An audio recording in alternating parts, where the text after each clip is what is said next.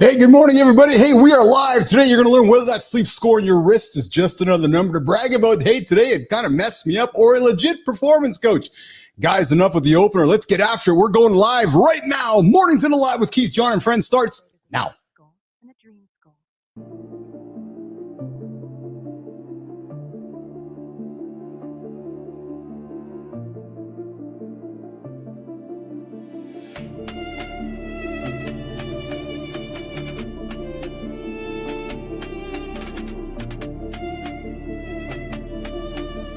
Welcome to Mornings in the Lab, where when something negative comes up. Build a muscle, blood flow. From squirting to squirreling. Start small, build up, and expand from there. Be entertained by fun over here.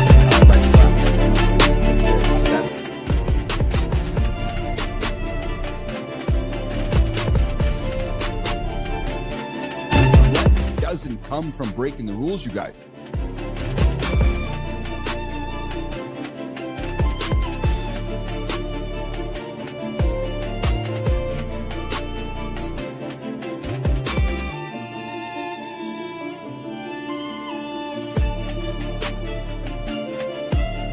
Welcome to Mornings in the Lab, where when something negative comes up. Build a muscle, improves blood flow. From squirting to squirreling. Start small, build up, and expand from there. Be entertained by fun over here. How have I slept? Has my sleep been good? That's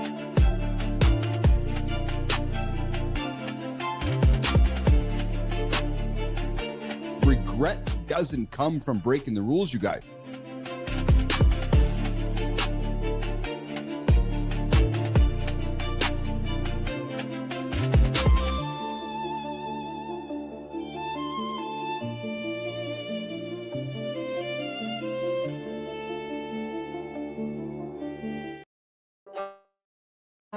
All right, a little bit of hiccups this morning. But hey, don't judge me by what happened. Judge me how we recover. Good morning, nation. Hey, if you're watching this live right now, I invite you to subscribe, like, or just say hello in the comments. Good morning, Sullivan. Running a few minutes behind here this morning. This is an R-rated experience, guys. Sometimes it gets X-rated. So if you got kids around, I invite you to ask them to leave the room or put the headphones in, because we might offend them along the way. And hey, if you hit the snooze button, you're 9 minutes behind while we were messing up the opener of today's show. Yeah, true story. It's just sometimes, Jimmy, Melissa, it's funny how the bugs just get into the system. Everything was working fine. Grok was working fine. Then you hit the start and it's like, hey, where'd the audio go? No audio. Didn't have audio over here. Didn't have audio over there. Didn't have audio anywhere. But hey, we are after. This is why I love this live experience. Love this live experience. Because you get to see a human being act in real time. True story.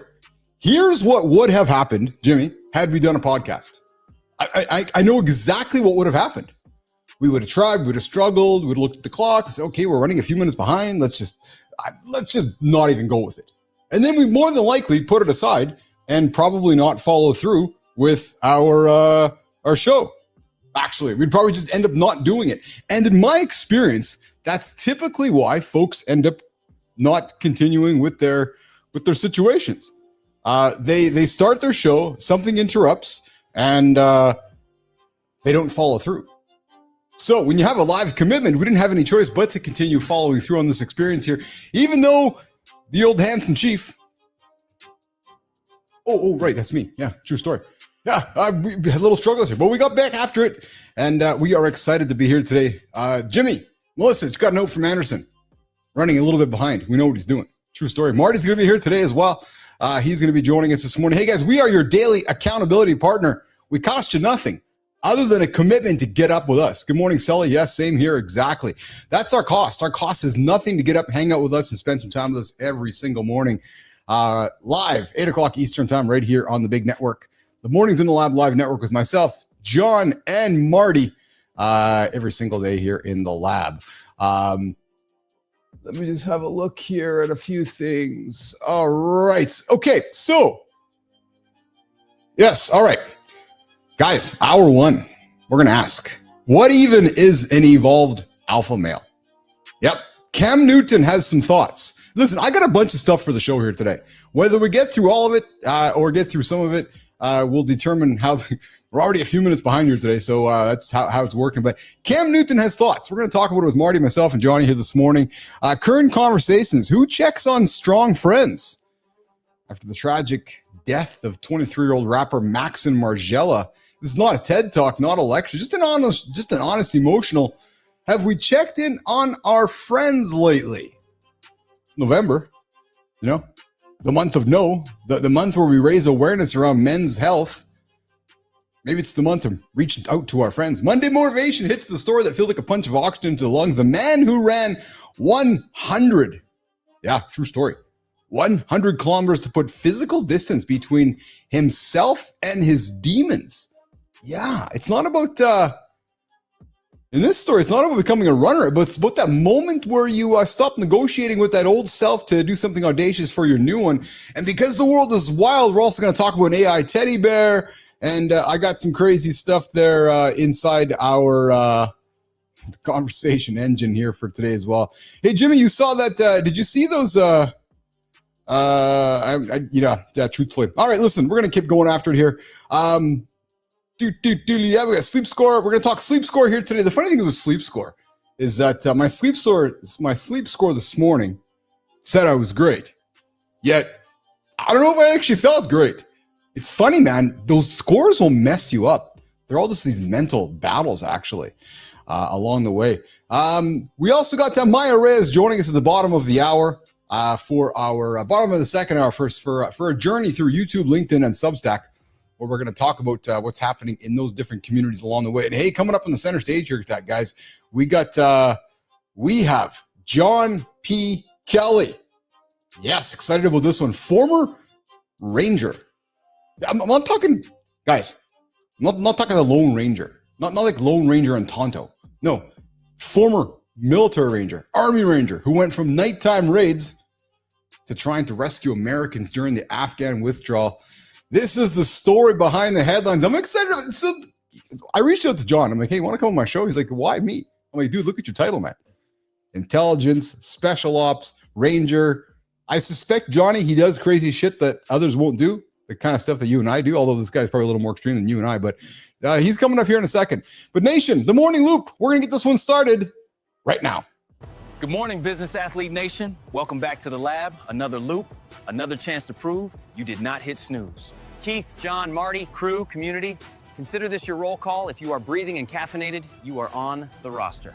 John, real question. Sleep score above 60 last night, or should the nation expect lower frequency bullhorn mode from you this morning? Today's conversations hit everything: fatherhood, masculinity myths, mental health pressure, and what AI leadership looks like. We will talk about young men burning out, fathers fighting for sobriety, and kids getting coached by teddy bears instead of dads. So buckle up, fellas. Mornings in the Lab is open. Keith and John take this beautiful chaos and run the play.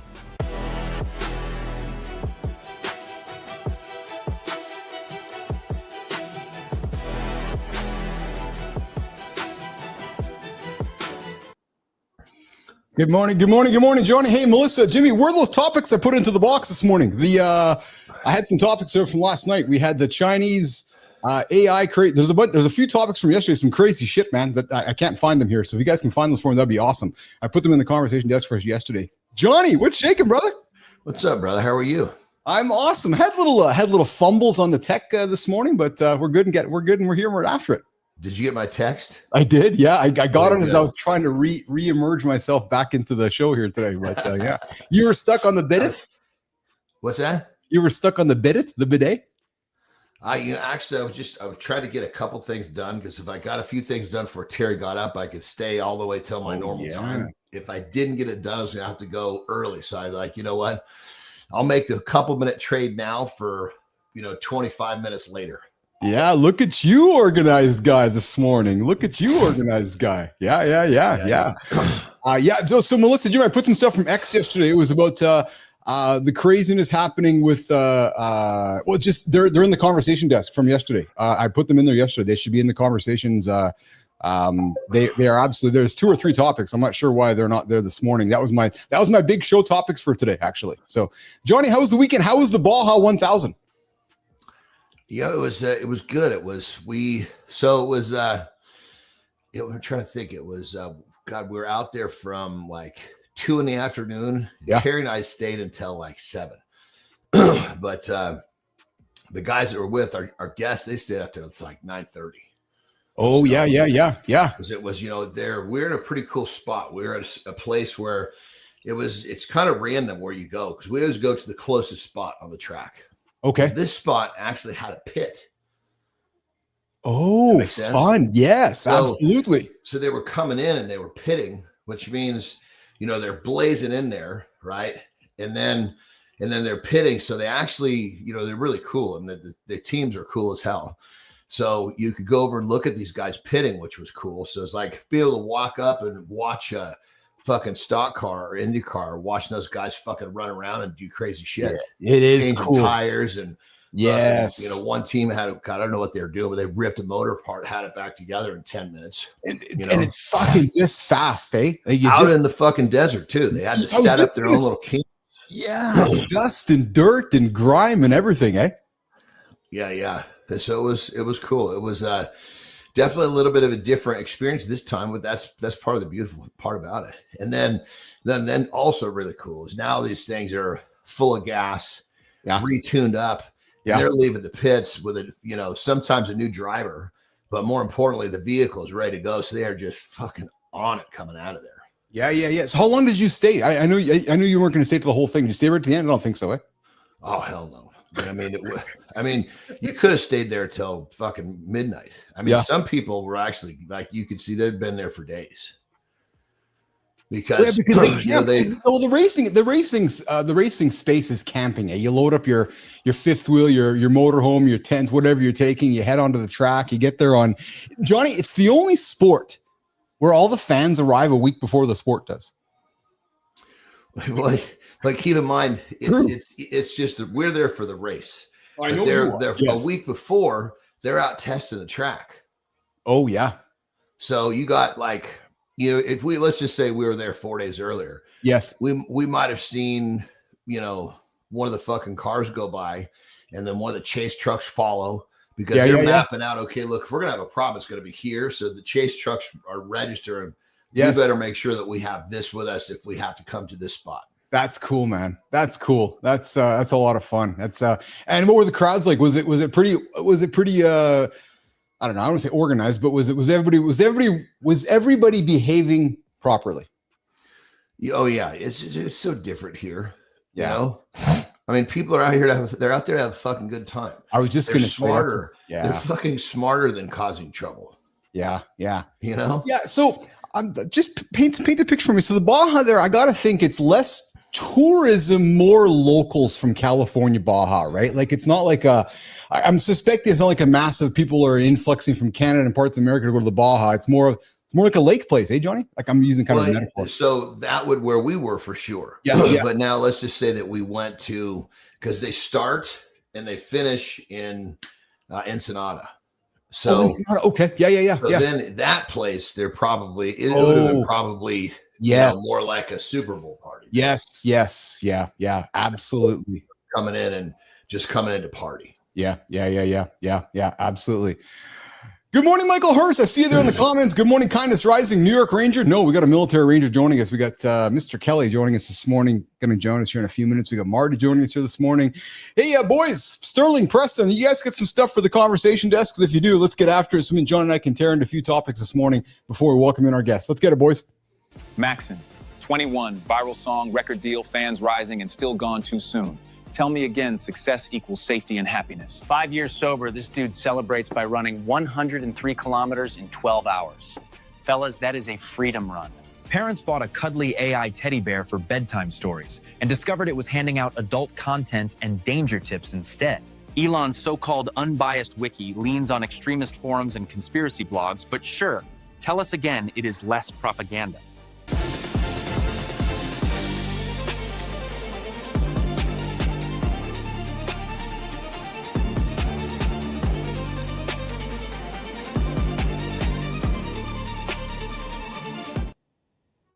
Hey guys, come join the show with us live right now with myself and John here in the mornings in the live community here. You guys can do that right now in the comments. Come join the show. We're second hour, 431-300-3005. Phone lines will be open. Good time when I were texting because Friday, if you guys remember, I was stressed out about the Jeep. Johnny, just a battery. Just a battery. Dude, it saved me like fucking, could have saved me 20, 30, 50, 100 grand on Friday. Like, true story, man. Well, I guess it's all how you look at that money and the time. You know what I mean? It's like, you see, this has turned into a personal battle for you. Yes. How long can I make it last? Dude, that's exactly it. The guy comes up and he's like, okay, I got some bad news for you. I go, what's that? I go, it's going to cost you about $300 for a battery. This is bad news. Dude, in my head, I was spending 30, 50. I had a conversation with my friend this morning about how stressed out I am about having to go choose what I don't want to buy right now. He's like, what do you mean? I go, I don't really want to buy anything. He goes, I said, no, I don't. He says, well, you're going to have to buy a new battery. I go, perfect. Give me the fucking bill. $300. I'll get the hell out of here. Multi-millionaire fucking stressed out about spending 30 grand. Well, no, dude. Just take it as a compliment. Thank you. It's the same thing you and I talked about on Friday. Is that it hasn't been in my brain to think about what I don't. You don't know what if it's okay. Then now the job of getting it fixed was easier than the job of figuring out what the next move was. Of making a decision. Yes, exactly. Yeah, I totally feel that, brother. Well, here's another analogy. See, I've already got my next. Like, it's time to buy the next car. I didn't know what it is. Oh, you do know? Yeah, I always know fucking forever ahead of time what I'm going to buy. So what's your next car going to be? It's basically it's kind of like the counterpart or the other piece of the tandem for the dynamic duo for the G-Wagon. So I got a G63. Yeah. This is an AMG GTR. Dude, that's pretty fun. Same exact motor, but it's this little fucking two-door, just fucking, the one where they put the fucking back seat in there that's just barely big enough to put your backpack in. So it has yeah. 911, you couldn't possibly fucking get anything back there. So this is what's going to happen right now, nation. If you're paying attention, is a skill, and I'm just going to pat myself on the back. Is a skill of a good host, and here's why. So John and I, we had no intention of having this conversation, but I got to have it because there's some humor wrapping up here.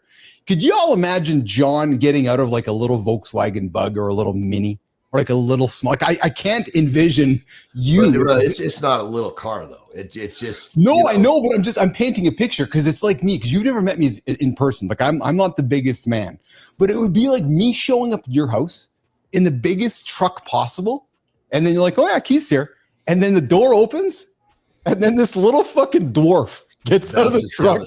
It comes down. No. I put the ladder out first and I climb down the ladder and I walk over to you and you're like, oh, you're Keith? Yeah, I'm Keith. It's just the same thing. Yeah. When I was young, funny enough. Yes. And I was trying to, be who I was trying to become, who I wanted to become. Yes. Being big that was the number one thing at that point. 100%. I remember Lou Ferrigno, Arnold Schwarzenegger. Yes. How big was I? Yeah. I did everything to make myself seem bigger, including fucking like I really like. I'm trying to think. I drove. You bought small shirts. I still do that, even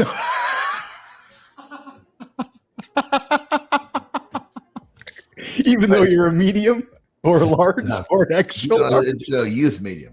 Yeah,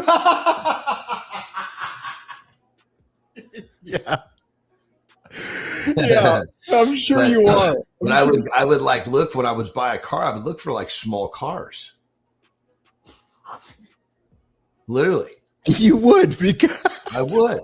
That's how deep it was in my soul to do. Oh my God! It went everywhere. Well, so it's actually funny because I'm the same thing and I'm just listening to you talk, but for the opposite. So I would look at like nation ears up on this one, Petro, and talk like the Pontiac Fiero or like the little sports. Yeah. Because I felt like you that I would look at. Me too, because I thought that it would fit me like a little man. Dude, like my fucking brother had one of those. His wife had one. I fucking always wanted to borrow it. Yeah. Because I felt like it made me look big. Yeah. Anything if it was a certain shirt, a pair of pants, it didn't fucking matter. If I thought it made me look big, I was drawn to it. That's the state of mind I lived in. Yeah. When I was on my journey. Because everything in my life led back to getting big somehow. That's fucking awesome, man. What a fun story coming out of the blue. What's going on, Marty? What's going on, guys? You know, Hey, now that Marty's here, am I blurry? Do I need to drop out? No, I think Every time you good. switch me, am I not blurry? Okay, good. No, I think you're good. I think it might just be your glasses are dirty this morning. Well, you're not blurry, but I think as long as you guys don't see it, I'm good. Petro, I like getting at least 300,000 kilometers out of my car. Well, I'm at I think 250 or 269 or whatever it is, so I got some work to do. 300K miles. The problem with my vehicles, once they're 100,000 miles, I dump them off. Yeah, you do it because you don't want to chase afterwards. Well, because they're the fucking, Highline cars, the fucking value goes, and then, you need a new transmission. It's fucking $20,000. Yeah. Yes. Yeah. Once the warranty is gone, that's it. Sayonara. It's True either story. 100,000 miles and or whatever clicks first. Warranty or 100,000. Marty, how's the weekend, brother? Be careful with your Man, hands. Oh yeah, I know Johnny's like, I'm waiting for the young fella to fuck up. I think you got that one down now, brother. You're not making that mistake again. No, I had a great weekend, man. Got a lot of content.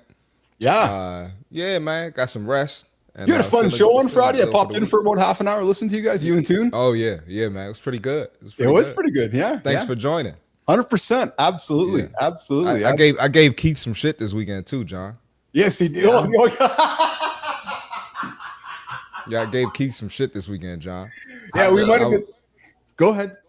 Nah, I was telling Keith the storytelling got better. So Yeah. now that we're 2 years removed from when I first met Keith, I could tell him how shitty of a storyteller he was 2 years ago. I think Neiman would nod her head too, because she saw the stuff I was working on. She's like, finally. I was like, I know. It took some confidence. It's the journey. It's the journey.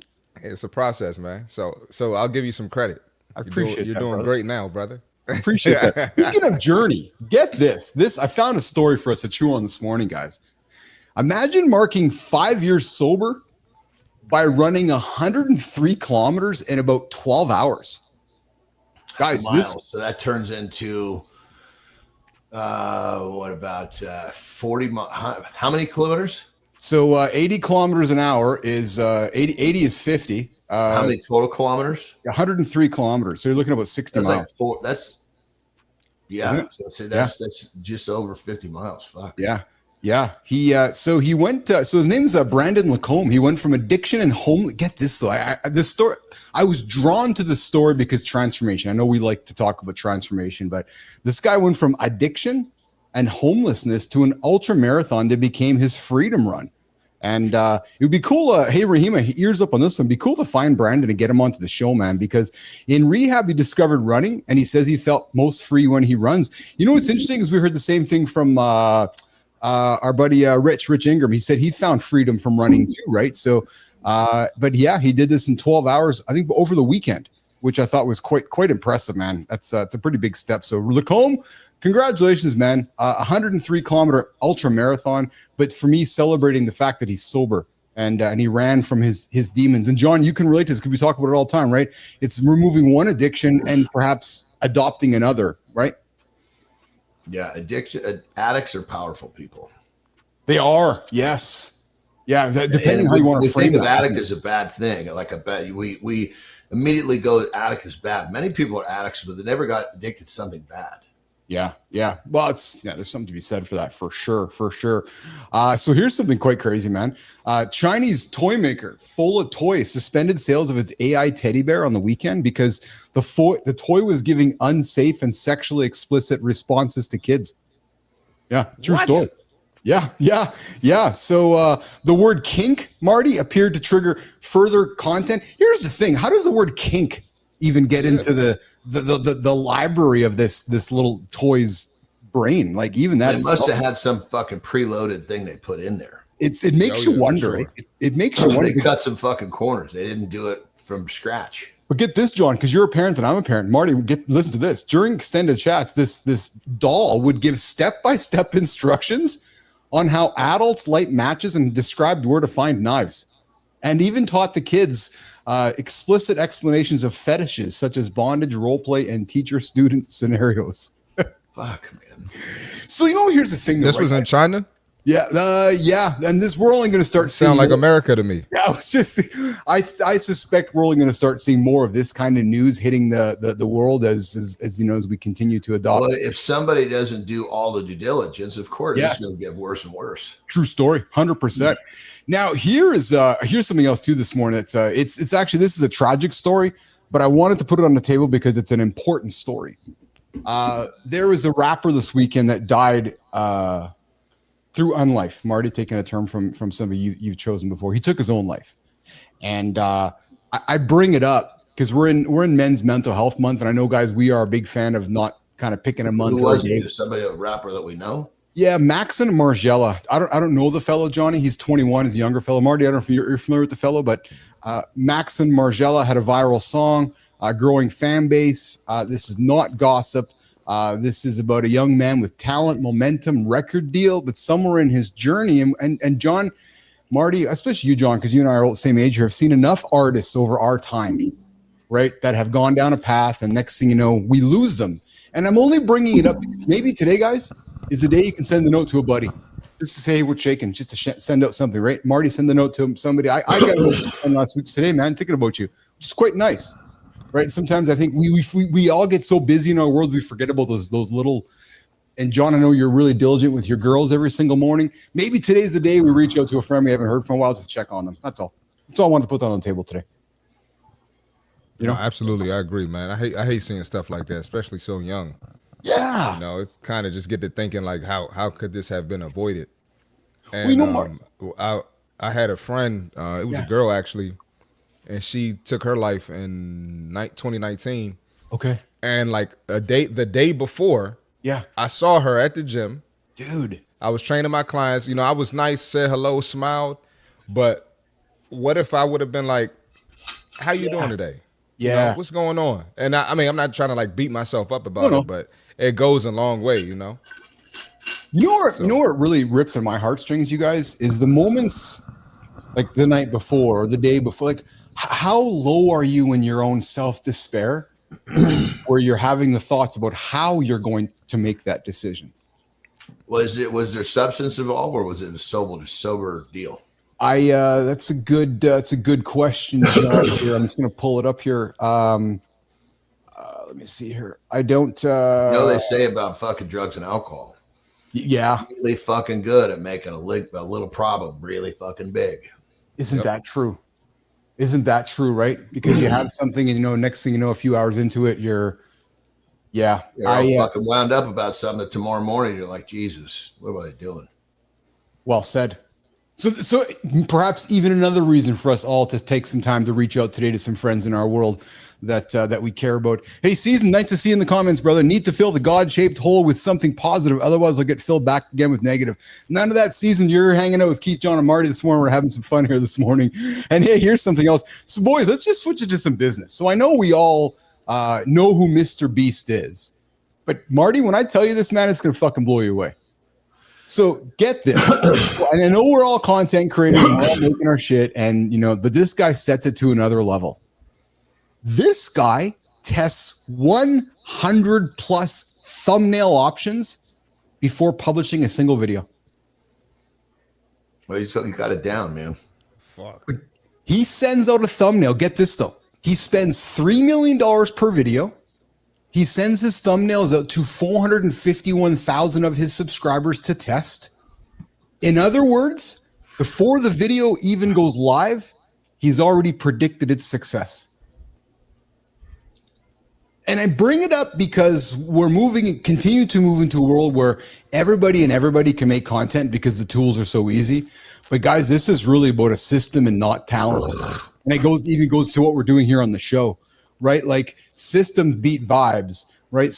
And John, if you didn't have systems, the success you've had in your life wouldn't exist. It's the same thing with Mr. Beast. He's not just like, okay, let's just pick this topic and put it out there. It's the same thing with you. You test, and then you're so testing. You're like, okay, by the time you got to the point where it was real, you're like, real? I've been doing this for a fucking million times. And that to me was the story here, Johnny. Yeah, the systems are everything. This weekend, my right-hand man was here. Okay. Right? Yeah. And a few different times we'd be sitting, a few feet away from each other. Yeah. alarm on my phone would go off. And I go, hey, blah, blah, blah, ask him a quick question. He'd spit back the answer, done. And people kind of saw this and didn't think that it would happen. He would, an alarm, his head would go off. He would do it to me. And right by the second day, people are like, what the fuck's going on here? I said, this is us fucking taking care of something really fucking quick is what it is. That's pretty normally cool, that's man. that little thing, that little blop blop is a text. Yeah. But I mean, it's just, everything is just so fucking ding, ding, ding. And, at one point I actually knew what time it was, like to the T, the alarm went off, and he didn't even approach me. I just said, but this to me, again, is the power of bring it back, nation, going to the gym. The gym is what teaches you these things. I'm sorry, but it's just because it's a simple going to the bench, going to the squat rack, Marty, going to the dumbbell rack and doing the reps that become so repetitive that when it comes to perform time, you've done it so often. And I think that's what humans miss out, in my opinion anyways, about the power of the gym, Marty. Yeah, I want to add something. I was just listening to something recently. Yeah. Big time content creator Anton Daniels was basically talking about how he goes the extra mile with his content. That's why he's got to 1 million subscribers on YouTube. Yeah. He basically said on his vacation, 75% of the time, he's doing something for business. He's doing some type of content creation or something. And then he brought up like Kobe and Michael and, how much work they put in behind the scenes. And now when I see someone big time like Mr. Beast, I just automatically assume they're doing something extra that most people don't do to maintain that success. You know what I mean? 100%. Right. I'll be the first person to admit that, I'm watching with that guy. If I want to be as successful as Jimmy Donaldson, maybe I should pay attention to some of those things. No different than when John's like, I want to do this. I'm going to go find the greatest guy who's doing it. Right. Yep. We find somebody and go and mirror them. Right. Hey, John Kelly, I see you there. PK Kelly, I see you there in the green room, brother. We'll bring you in a quick second here. From Ranger raids to rescuing Americans, the Afghan withdrawal story you never heard. We got John P. Kelly joining us in a couple of moments here on Mornings in the Lab with Keith, John, and friends. Johnny, I want to circle back to what you're saying about the gym teaches these things. I think people can please. be a little bit confused with how you phrase that. You're correct, but it's one step deeper. Thank you. In the regards that the gym teaches you the discipline. Yes. To go to the bench or do this or do that or do that. Kind of like the discipline of that little story that I told. Yes. Those little tiny things that don't seem like much create massive efficiency. And so when you develop discipline in the gym, you can apply that discipline to anything in your life. So true. Marty? I think that discipline from the gym, I was talking to some people about this, why kids need to be active. I think that discipline from the gym or any activity of physical pain, that's going to teach you more than anything else, in my opinion, because it's so uncomfortable, right? And naturally, humans, we want to run away from that. Yes. So on top of the discipline, I think that physical pain is adding an extra layer to go a little deeper, Johnny, just to make us more disciplined people. Learning to be very comfortable in uncomfortable situations. Well, this is why I'm so passionate about a live show and a live time commitment show, because it's really easy to roll over, hit snooze button, and say I'll do the podcast a little later today. Then the day gets ahead of you, and then the day happens, and you haven't got the podcast. Okay, I'm going to do it tomorrow, Marty. And then a week goes by. Next thing you know, you've stopped doing your podcast. But yet, when you have a commitment to the gym or a discipline of doing this live show, saying how I'll be here every single day, 8:00. Well, there's a commitment to that. I think it's the same thing you teach yourself, right? There's kind of no excuses. There's no room for excuses. You know who doesn't have any excuses? The fellow with the green room here. We got someone who went from jumping out of planes. Boys, you guys got about 90 seconds if you want to step away. Johnny, you can do a little blurry reset if you want to do a quick little reset here. We got someone who went from jumping out of planes to size enemy airfields to, wait for it, remodeling kitchens. No, we don't have Vanilla Ice here on the show, because we know Vanilla Ice went from being on stage to remodeling kitchens. We got somebody who went from jumping out of planes to sizing enemy airfields to remodeling kitchens and running covert rescue operations. Jimmy, let's run the opener.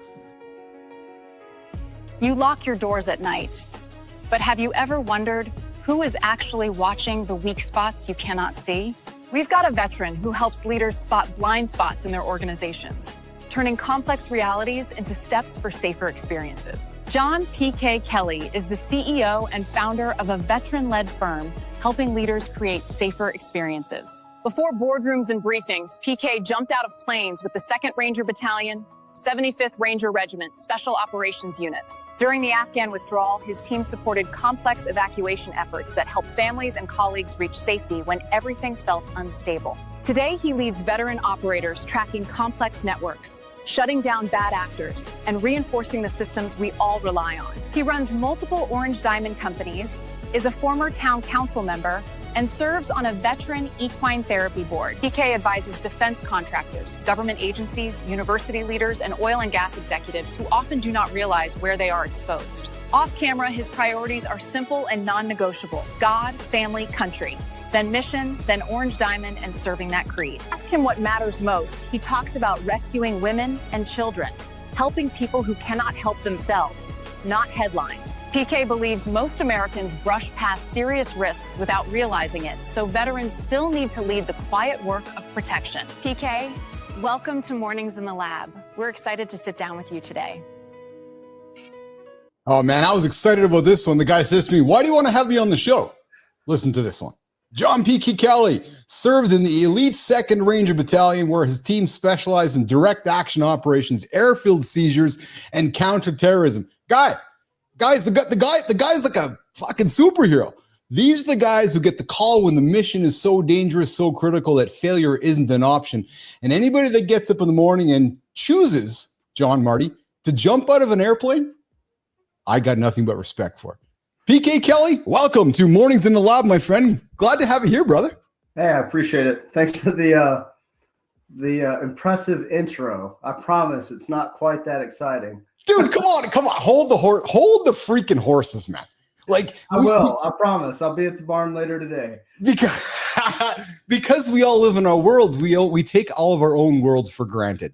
So when I knocked on your door, you're like, "Keith, why do you have me on the show?" And I said to yourself, "Look at your description, man. That's why I want to have you on the show. I'm a guy show, and as far as I know, guys like guns. They like to jump out of airplanes. They like airplanes. They like crazy shit.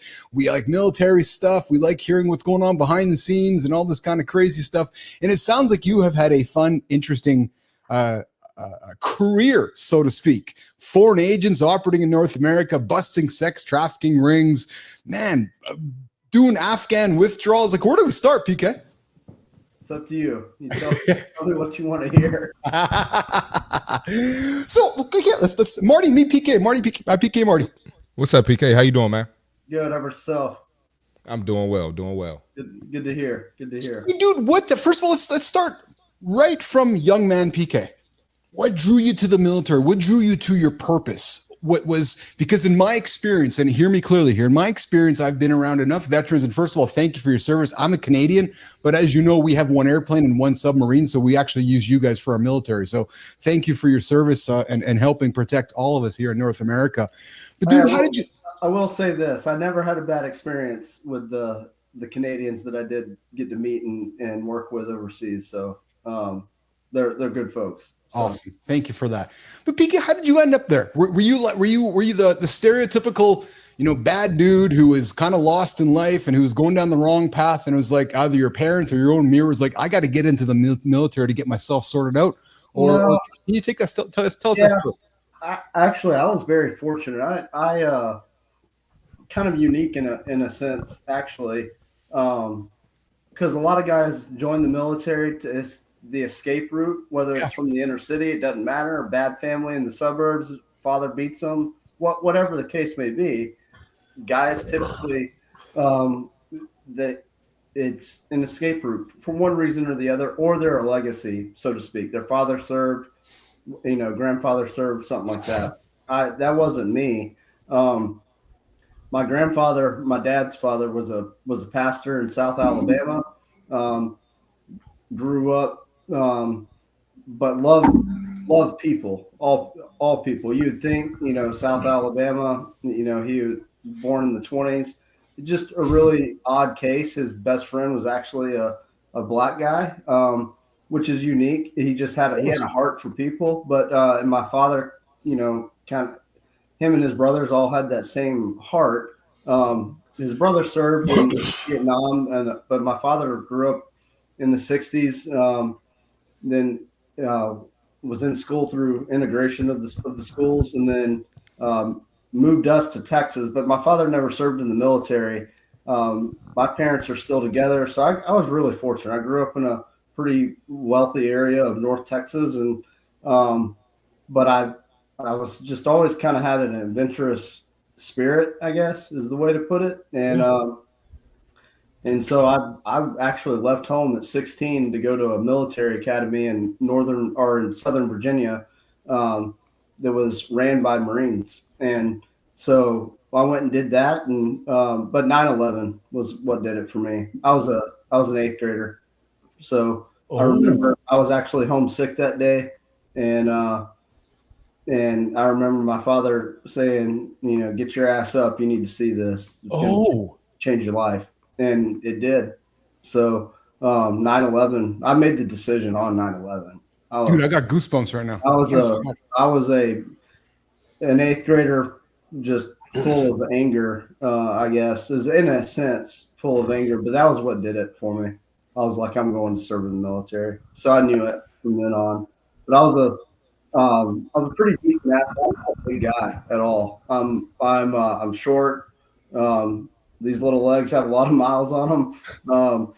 But yeah, I'm not a big dude. My father's not a big guy at all. I'm actually a little bit bigger than he is, but I was a decent athlete. I wrestled throughout school, and wrestling, like mentally, wrestling is really what prepared me for special operations. But great sport, brother. I wrestled for the time I was 6 as well. Great sport. Yeah, I mean I remember one of my coaches telling me he was going to teach me a lot about life, or a little about wrestling and a lot about life was what he would always say. So from just a mental standpoint, that was what really prepared me. And three of my mentors that I'm still in touch with today from Hargrave Military Academy were all special operations. So in a sense, I was kind of groomed for it, but I was definitely prepared. Because when I did join the military that year after my senior year of high school, I went straight through, so I didn't have any issues. Johnny, Marty, I was going to say Hargrave in Virginia. Yeah, that's it. Yeah, I got teammates who went there. So sure. I played basketball. It's a big basketball school. Yeah, huge. But a lot of postgraduate athletes, football, basketball, went there. Yeah, definitely. You go ahead, Johnny. That's all I had to say. Yeah, it's weird. The timing of this is crazy because last night before I go to bed, I always look for some sort of inspiration. And I don't know where this came from, but I turned on YouTube and I started kind of filing through what I was going to watch. And I saw this thing on Navy SEAL training, and I always like to watch inspiring stories and stories of toughness and overcoming adversity. And I would imagine you're forgive me, I'm not exactly sure how to. You're like a comparable in your part of the service, yeah. Stuff put you guys through.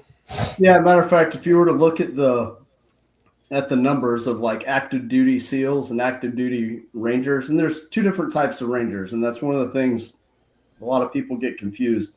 So I was going to say, but explain that because I've known some Rangers that are not the Rangers you're talking about. Yeah, so there's the Ranger tab, which is simply the yellow and black tab, just says Ranger on it. That is a school. So that's a leadership school that the Army or the Navy or the Air Force will send people to. It's 3 months long, 3 different phases, and it's ran by the Army. You go through it and you become what's called Ranger qualified, and it's simply a leadership school. That's all it is. It's a hard one. It's a good leadership course, but it's that's all it is. And then the 75th Ranger Regiment is where you get the Ranger scroll, and that's, we call it, the difference is the tab's a school, the scroll is a way of life. That's kind of the saying that is out there about it, and it's true. So the major difference is when you get to the regiment or you get to 1st, 2nd, or 3rd Ranger Battalion, the difficulty is staying. And the SEAL team, my buddies that are in the SEALs, they'll tell you the same thing. is you have to be able to perform at a high level every single day. And so the difficulty is not getting there is easy compared to staying. Staying is the hard part. Interesting. Yeah. PK, what's the, so forgive me for this, and maybe it's not as black and white as I want it to be. Yeah. But what is the hierarchy? Like is like the Navy SEAL, like the SEAL Team 6 guys who took out the Bin Laden gang, are like the top guys, or like the secret the Navy, correct? There's a like how group in every different So the way the military ranks they're called tiers. So you have like tier 1, tier 2, tier 3, and then you have everybody else. So tier 1 would be Delta, SEAL Team 6, and what's called Ranger Reconnaissance Company. Those would be your which elite, is a 75th Ranger Regiment unit, and then you've got some various no-name units out of Northern Virginia that are all intelligence-based, stuff like that. But those are the 3 direct action hostage rescue tier 1 units are those 3. And then tier 2 would be the 75th Ranger Regiment, and then all other SEAL teams, excluding SEAL Team 6. So Ranger Regiment is the baby brother of Delta, or CAG, Combat Action Group. And then SEAL Team 6, all the other SEAL teams are the little brother of SEAL Team 6. So being in Ranger Regiment or being in the SEAL teams, that is your selection process, essentially, outside of going to their actual selection. You have to get invited to go to the tier 1 selections. Like, this is not something that like you can just go sign up and say, hey, I want to go to Delta and get to go. Somebody's got to tap you on the shoulder and say, hey, PK, do you want to come join this unit? Yeah, you'll get an email. You'll get a letter in the mail for your unit, and you got to be a leader of one of those baby brother teams to prove that you could even be a possibility for that for the very, very top. Correct? Typically, you can be a lower enlist, like you can be an E4 and get a letter, but if you pass selection, they're going to send you back to that unit. You're going to get promoted. They're going to send you back to that unit, and you're going to have to serve 2 rotations as a leader in that unit before you get to go back to CAG or SEAL Team 6. That's how it works. But I went to the Ranger Regiment because it was the only unit in special operations, and still is to this day, that you can join at 18 or 19. You don't have to be 21 to join it. All the others, you have to be 21. Interesting. So, good morning, everybody. Hanging out with Keith, John, Marty, and our guest PK Kelly, special operations dude, hanging out with us this morning, having a great conversation. Hey, PK, so where were you within this hierarchy? So you were in the 2nd Ranger Battalion, am I correct? Yeah, we're a tier 2 unit. Okay. Yeah. Awesome. So basically, do you serve as a contingency, or do you work with the tier 1 units on a regular basis? Absolutely. But that doesn't mean that, like, say in Afghanistan, during the years that I was there, we were there during what's called the surge. So we all had our high value targets that we were going after, things like that, on a nightly basis. And so it really just depended on what you were going to get pulled to do, your platoon, or, because the uniqueness of whether it's a SEAL team or Ranger platoon, we can work from a very small element all the way up to a company or battalion size like operation. So we could do any and all things in between, from a small unit to a very large operation. So like an airfield seizure, that's kind of the what had Rangers in the beginning in modern day 75th Ranger Regiment. That's why they created the Ranger Regiment. Was a lot of this came out of the disaster of the Iranian rescue operations. So that was really the beginning of it back in the 80s, in the early 80s. That's what created what is modern day special operations. Wow. All right. When I was watching this show, I actually had to fucking turn it off because I wasn't going to go to sleep. Yeah. Well, I'm like, I was getting too fucking inspired. But, one of the things that's one of the, I don't know, forgive me. I don't remember. It was bedtime. But anyway, one of the guys that they were talking to was like one of the leaders or whatever you want to call it. He said, look, what we're doing is we're basically teaching these guys to do on a regular basis without thinking about it what the average person believes is impossible. Right. And I'm sure it's probably the same for you guys. You guys have all been trained and can pretty much do at the drop of a hat without thinking about it, shit that most people can't even conceive.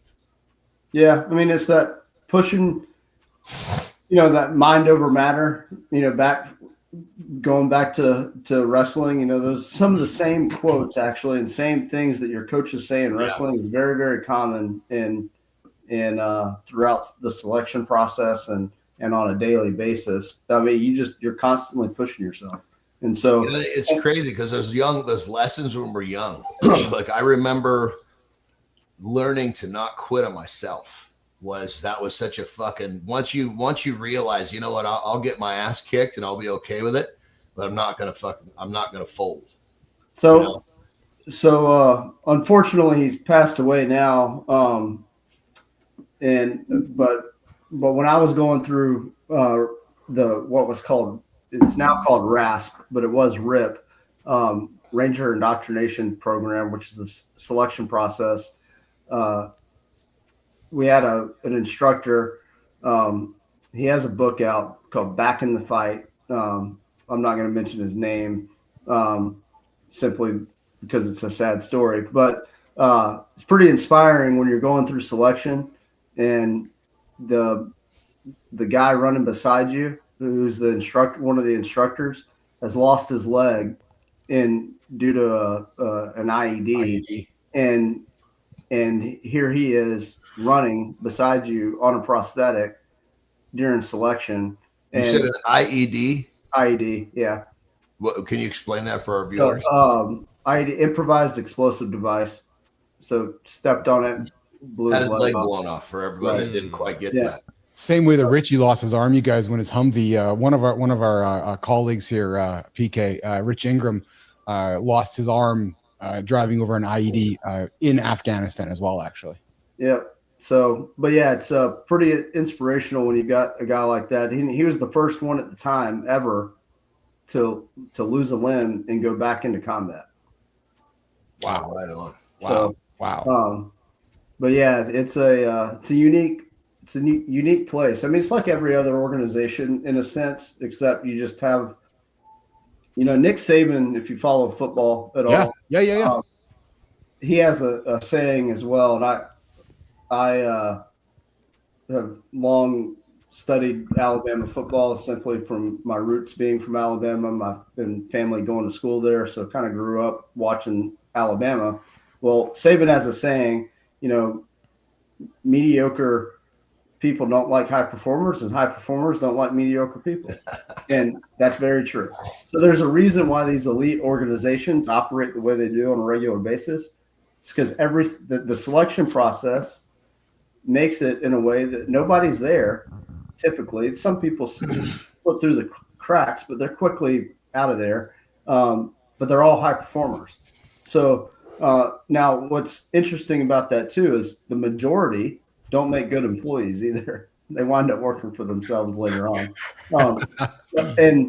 And part of that is just due to the fact that they get out of the military for a number of different reasons. Your body's broken down, you get injured, you have bad leadership, so you're jaded. Even the best organizations in the world have poor leadership that somewhere. Not everybody's perfect, and it happens.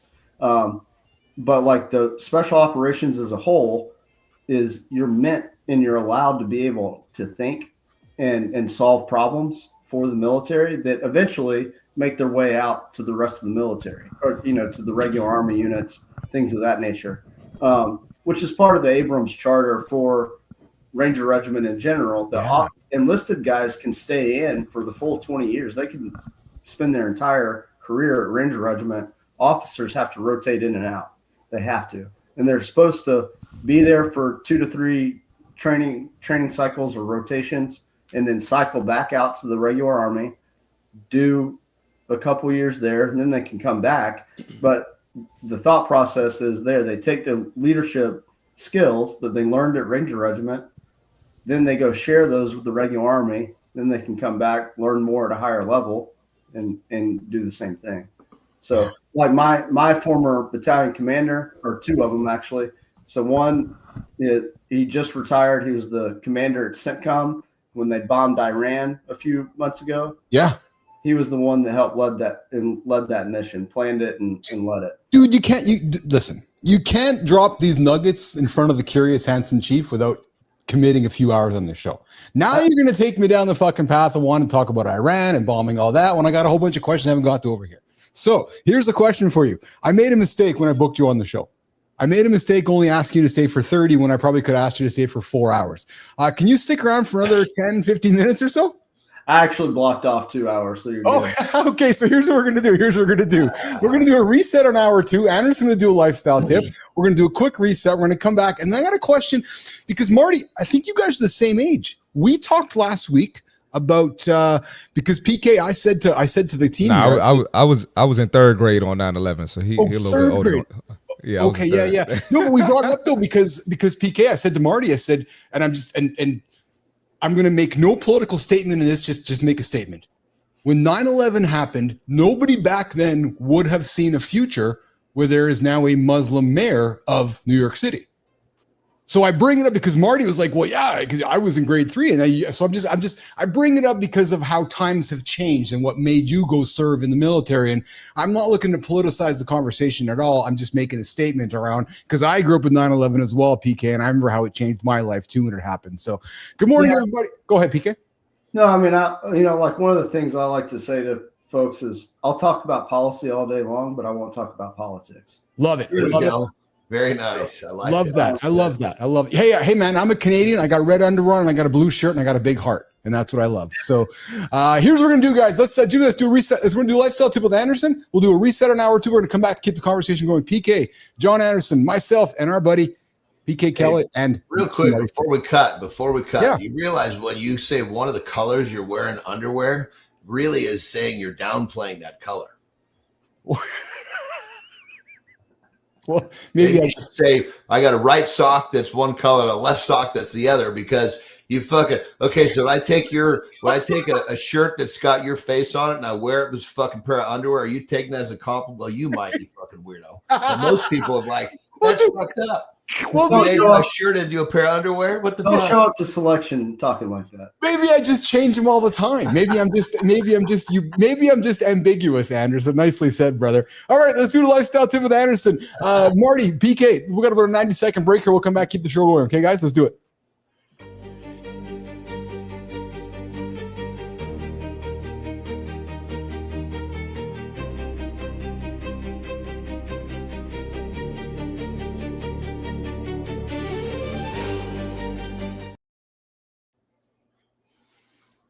All right, so many of you guys are in constant search of motivation. Maybe it's a video. Maybe it's a drink. You have all these different buttons you push trying to create motivation. Well, you got to understand, motivation is something that you create. Well, how do you do that? Well, one simple word, not easy, but simple: discipline. Discipline creates motivation. Why? Why does that happen? Well, because when you have the discipline to do something you're supposed to do, even when you don't want to do it, you start having success, forward momentum, progress, progression. And that creates motivation to want to do it again. And this whole circuit gets a little bit easier. Well, how do we develop discipline so we can have that fleeting motivation? Well, let's start small. First step is own the word to yourself. When you say you're going to do something, do it. When you say you're not going to hit the snooze button, don't hit the snooze. You'd be very, very surprised. When you say, okay, tomorrow I'm not going to hit the snooze button, and you don't do it, you're going to feel a sense of pride that you did it. That's boom. What's following this little bit of discipline is going to perk some motivation just that quickly. Well, okay, how do you beat the snooze button? We talked about this before. If you've forgotten all of the lifestyle tips I've given you how to do it, I'll give it to you again right now. Take that phone, because that's your alarm, put it in the next room. So when that thing goes off, you got to get on your feet to go turn it off. Now you're on your feet, you're moving. You've got enough time to talk some sense to yourself not to get back in that bed. Keep moving. Bottom line is this. Stop searching for motivation and start creating it through discipline. Rock and roll.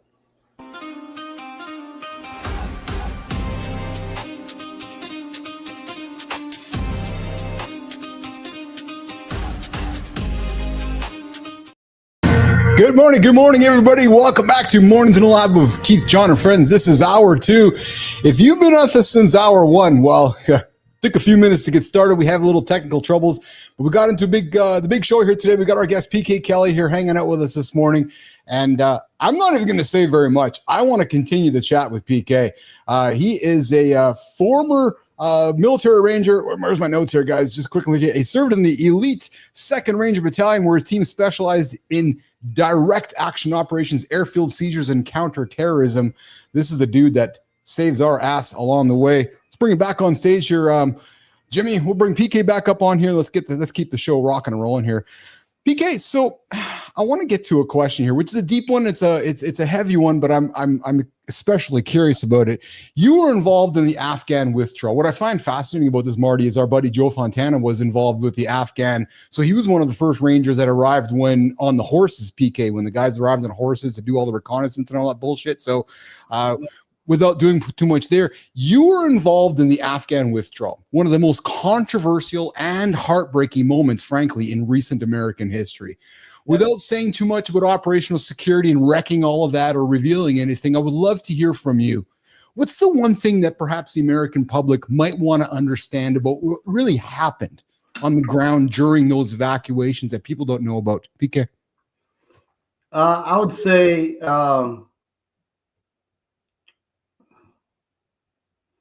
don't know, it's pretty unique and special, but when you get, if the government failed the people of Afghanistan, they failed our partners, whether that they were interpreters or they were, to the point that, like, even to this day, we have almost zero intelligence coming out of Afghanistan. Like, our government today is relying on Pakistani ISI and the Taliban GDI for intelligence. And how are you going to trust the Taliban?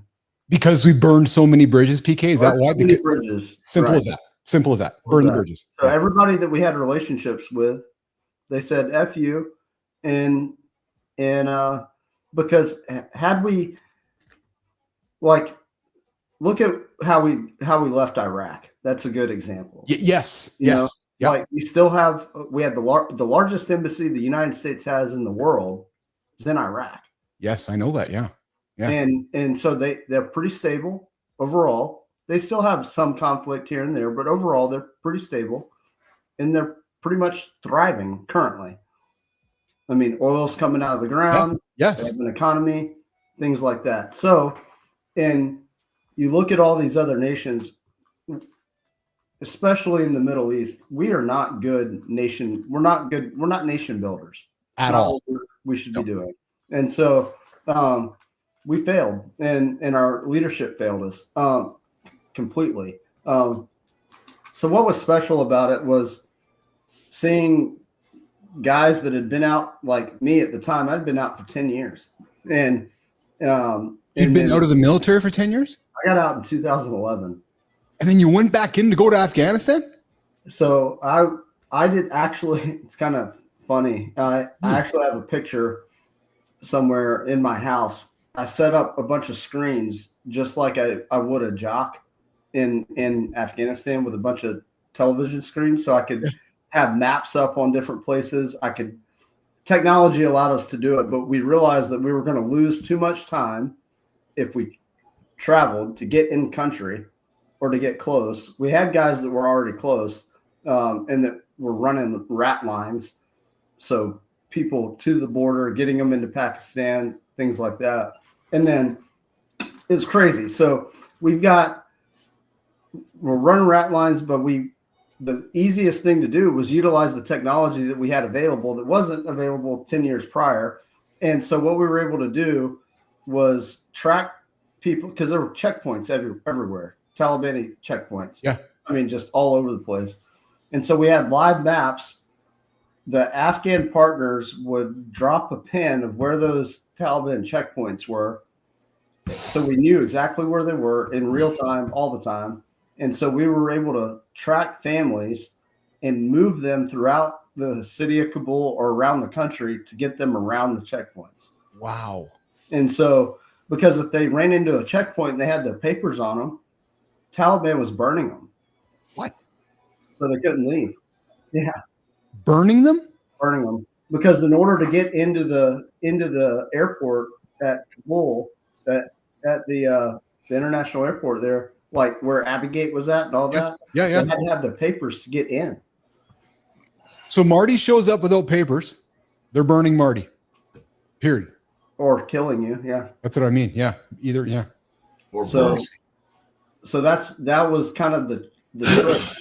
We had to get them. I mean, it was a complete planning from start to finish. We had the complete thing planned out. So we'd be talking on the phone to a family in Afghanistan and moving them throughout the city to get them to the airport, to a certain gate, and into the airport. So we were talking in real time to people at the airport. So like the Marines at Abbey Gate, we had direct comms with those folks, and we would say, "Hey, we've got a family of 8, and then we had like a 3-tiered security system, so they knew exactly who they were, and they would allow them in." Yeah. It sounds to me like what you're saying to me is where most of us, I'll use North Americans, miss is the humanitarian efforts. That's the key word that you guys were undertaking to evacuate. Would that be a fair way for me to position that? And we were even going the step, because you had to vet the people too. Like we didn't necessarily have like personal relationships with all of these people. So we had to vet them. Like they were coming to us because they knew somebody that had used us or whatever. And so then we had to vet these people. What level of risk are these people at to get killed? I mean, because the Taliban was going house to house killing people at this point. And so like I've got videos of people out of safe houses and stuff people were getting pulled out of their homes, lined up on the street and shot. Jesus Christ. And so like all of this is happening. And I mean, it was like a month of no sleep. But that was ultimately the withdrawal is what led to the business that I have now. Because I got to see like get the government out of the way, get the bureaucracy out of the way, and allow special operations guys to do what they do. And it's magical. So you talk about the business you have now. We're going to go down that path. Marty, Johnny, ears up on this one, because I think you guys are going to be fascinated by this, because I know I was when I started learning about this, and I don't even know the snitch of it. But PK, your firm now, Orange Diamond Consulting, you specialize, I believe, in asymmetric warfare, correct? Yeah, so it's kind of a few different things that we really focus and hone in on, but that's intelligence gathering. Counterintelligence is a big one for us. So even security and defense contractors or subcontractors, they're really at high risk for foreign entities, China, to get people in there to work for them, and then they're going to pass information to Chinese government. So that's a lot of what that's what we really focus on. So, but then in transnational crime. So like, if you think about it, like criminals are not like they operate in the same manner. Doesn't matter if it's a terrorist organization overseas or if it's a cartel in Mexico, that they operate the same. Well, sure. It's business. Right. Yeah. Johnny, Marty, I'm keep throwing questions here at PK, and if you guys want to jump in here, please do. Boys? No, I'm just kind of soaking it all up. Yeah, I know. It's just crazy because I literally went down this rabbit hole last night. It was like totally insane. It was like the universe lined this up. Yes. You know, my interest was already perked in this topic. Yes. Literally before I went to sleep, but I wake up and bam, I'm right back into it. That's cool as hell. I love it. I'm Marty, what about you, brother? Soaking it up, man. Marty. Yeah, it's crazy to me how we look at people complain in America, probably Canada too. I'm not sure. Yeah, Keith. yeah. But people act like their life is so hard and how difficult it is, and then you hear the stories that PK is telling us. It's like, man, we don't go through shit. I mean, it just puts everything in perspective. This is crazy. Here's a good example of that. So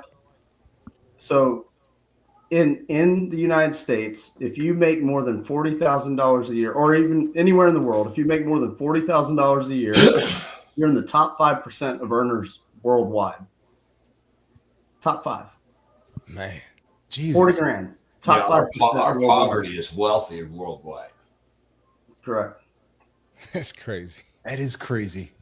So PK, go ahead, sorry. Please. No, well, I mean, I would say that for me, back to Afghanistan, probably one of the most special. I've just put a link in the chat, but there was a group of women, and it's special to me as well because my sister is the one that actually connected me to the executive director, a veteran herself, Marina Legree, and we were able to get out all of the women and their families that were a part of this organization in Afghanistan.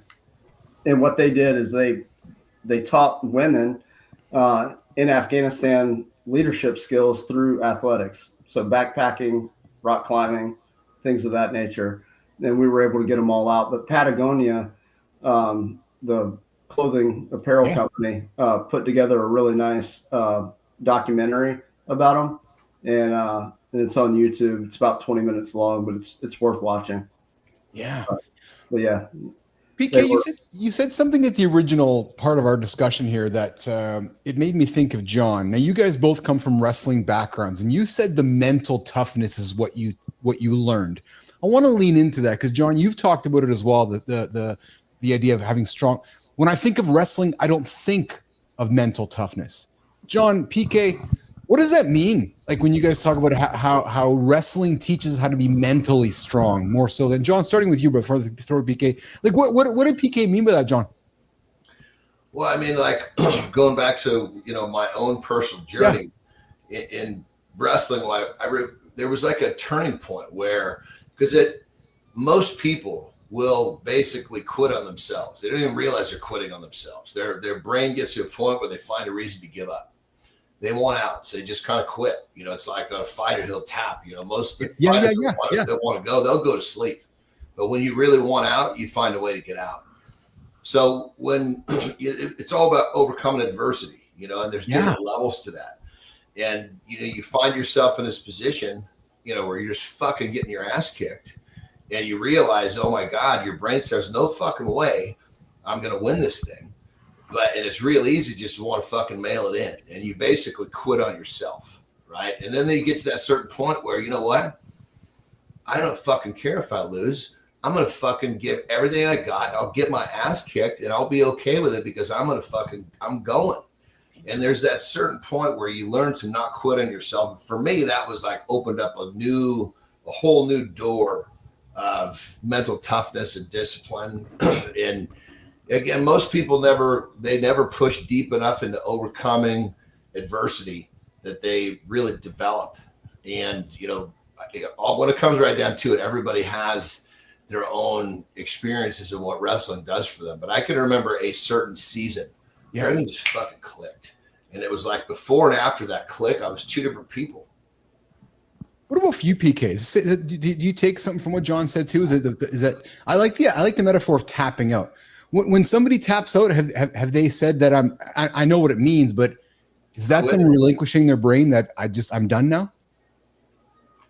Yeah, I mean, I would usually happen subconsciously long before they actually do it. But the body is if it's physical, the body's capable of way more than what people do. I mean, and this goes to all right, like let's just say you're on a treadmill and you're running, you know, Yeah.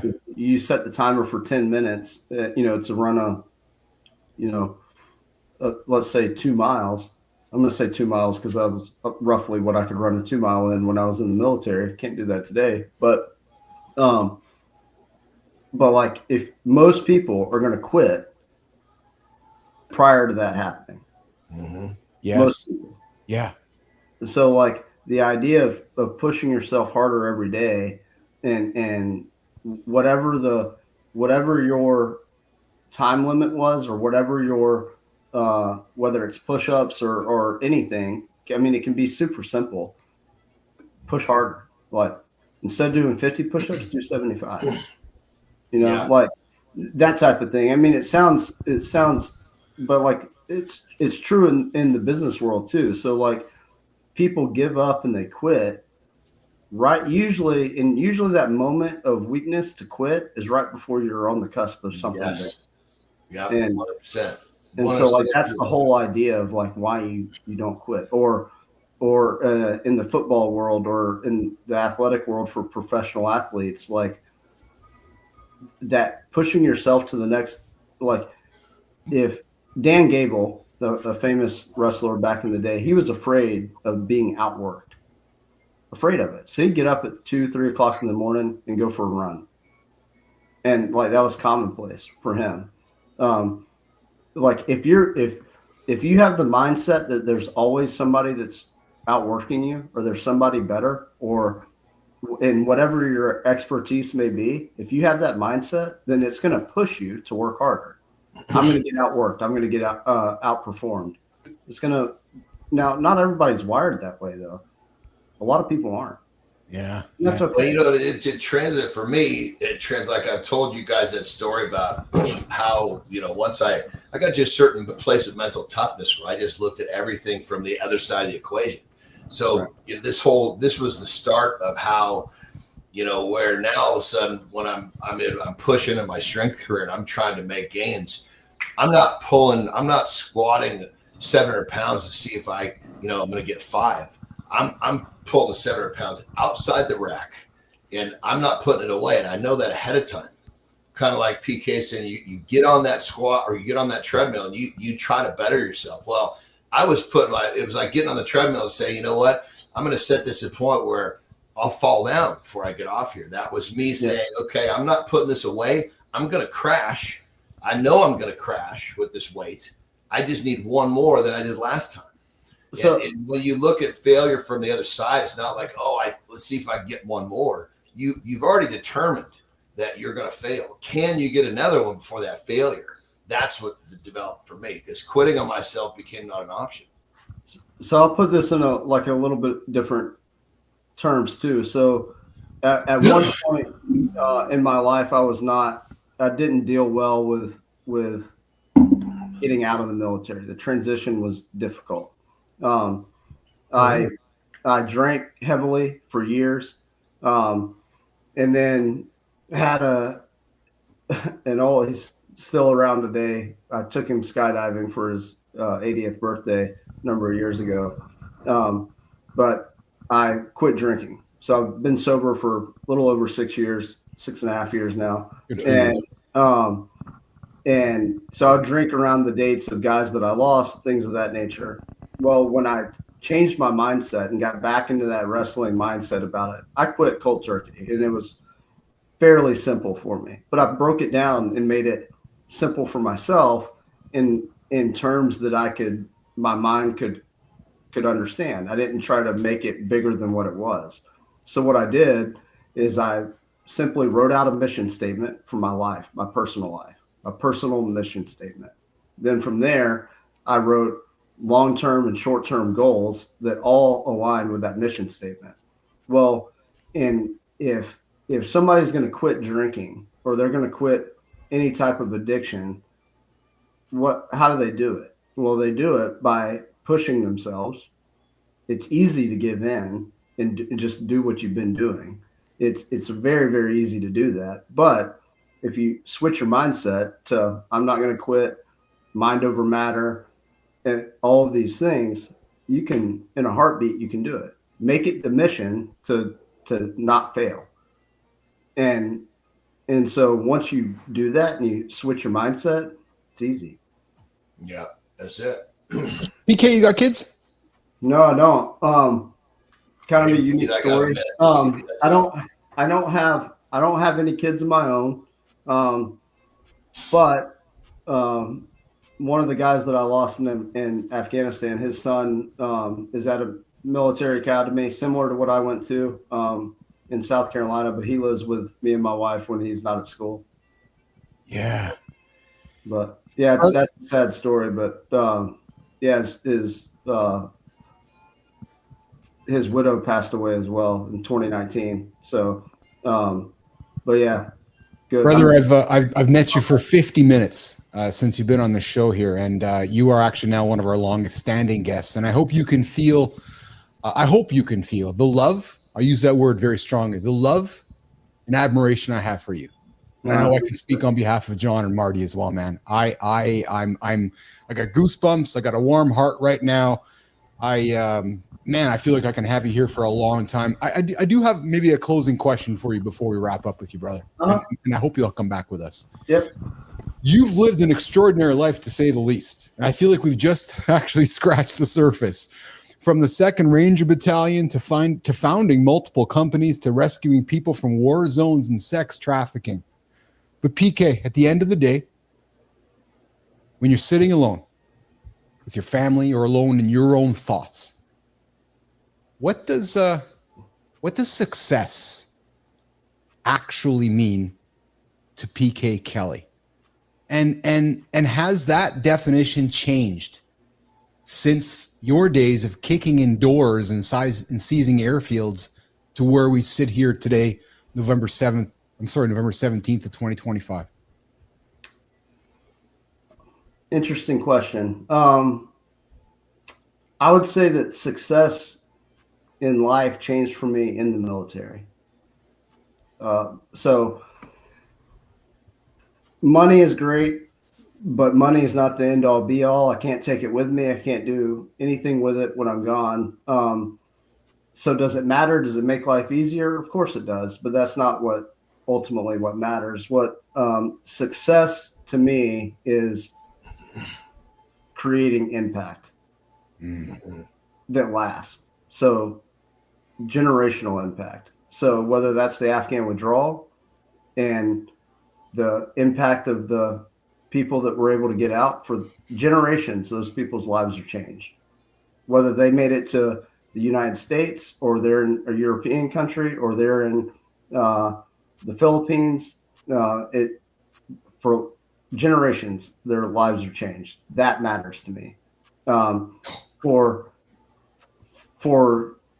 getting people out of sex trafficking, or there's a great organization here in North Texas called Ranch Hand Rescue. They rescue young men and boys from sex trafficking, and help them through counseling and get their feet back underneath them, that type of thing. Their lives are changed for generations. That matters. And so, like, when you can take somebody out of a bad environment and help them get to a safe place and get their feet back underneath them, it matters. So that type of stuff matters. Dr. John Petrocelli, he's our resident bullshit professor from Virginia. He's a member of the lab here as well. He's like, I have a fever, and the only prescription is more PK Kelly on mornings and 11. I agree, for the record, actually. You've been solid, man. I hate to say, but we got to wrap up and say goodbye. Will you come back and hang out with us again and do some more storytelling sometime in the future? Yeah, more than happy to, for sure. You're inspiring, man. So, John, Marty, we generally talk when guests leave, but I'm going to have this conversation while he's here in front of us. What a confidence! Like I would find myself falling in line behind PK Kelly if I found myself in trouble. I feel that way. What you guys the same way? Like, there's something about the guy's aura that I'm like, he's the short little guy with a calm confidence. PK. No, John, Marty, am I on the same page? Go ahead, John. I'll let you go first. Well, it's because you got to take the physical part of this whole equation needs to leave. Yeah. When you're talking about PK, it's what you're following is the confidence, and confidence doesn't come in feet and inches. When I say that, PK, because you didn't hear the start, we were joking around, because I'm a little guy too. And I said to John, I said, I used to joke about showing up at an event in a big truck. And if I showed up in a big truck, I'd have to get the ladder out and haul down the ladder because you'd think there's some big dude coming out of the truck, right? Just a little Keith getting in the truck. But I love how you make me feel when you speak, because your confidence speaks for itself, my brother, for sure. Marty, what about you, man? Yeah, no, like I mentioned earlier, man, it just puts things in perspective. Yeah. And just lets me know. It makes me feel great to see someone go the extra mile, who did it at a high level. I'm amazed by the stories, and I know you didn't even go deep into the stories, PKs. Yeah. I know you could tell us a lot more, and so this definitely gave me an energy boost for the day, man. So I definitely appreciate you. Yep. Yeah, I appreciate it. Thank you. And your humanity, PK, you strike me as a very you have a lot of humanity to you, and I say that with lots of love, because in my experience, that doesn't always show. And you can interpret that how you want, but some of the things you said, when I read in between the lines, I can tell you come from a place of love. I can tell you come from a place of humanity, and I think you know what I mean by that. Yeah, no, I appreciate that. That's awesome. My grandfather would like to hear that, so that makes me proud. What's that? Say that again. I said my grandfather would be happy to hear that. So that the one that my father's. Yeah. He was such a man of people and doing what he could in his community. I mean, he's small town, but he's a pastor for 50 years. But when he retired from running a church, he'd go to nursing homes because he knew that they couldn't go to church. So he'd go preach at nursing homes. So I hear John and Marty talk about how much pride they take out of, because they're both mentors. They mentor men to achieve great things in their life. And I take so much joy when I hear John talking about a client he's helped. I take such joy when I hear Marty talking about a client he's helped. But dude, when you talk about helping families like escape war in Afghanistan, the pride that you must feel when you go to bed, I can't even imagine. I have no comprehension to how that feels, honest to God. Yeah, I mean, it's